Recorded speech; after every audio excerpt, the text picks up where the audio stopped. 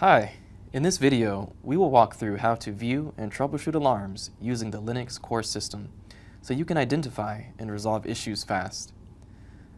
Step 1. The core control system produces active and past alarm codes. As such, the mobile application shows all active alarm codes and a limited history of formerly active alarm codes based upon the storage capacity of the core.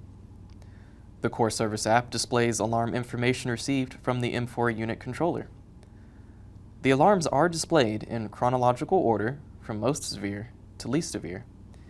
It displays other alarm information such as time of occurrence and troubleshooting information. It also indicates all alarm information per the active alarm requirements and the number of occurrences of an alarm in the past 30 days. Step 2. On the app, there are two places the user can navigate to when an alarm needs to be investigated. Refer to the Active Alerts menu and the Alarm History menu. Alarms will also be shown on the 4-digit display of the controller. Navigate to the core app to help identify alarms that are on the display. Step 3. For active alarms, once paired to the app, the next screen is the Unit Operation Overview screen. At the top of the screen, all active alarms will be present to view. For the 4-digit display, you might see 74 and 93, which are specific codes.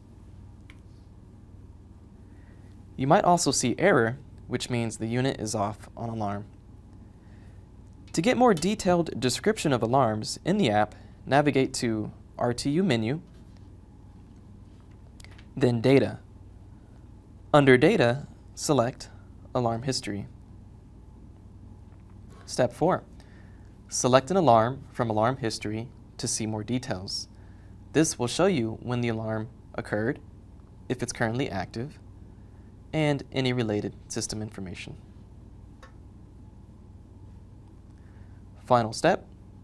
Once the issue is resolved, clear the alarm from the app.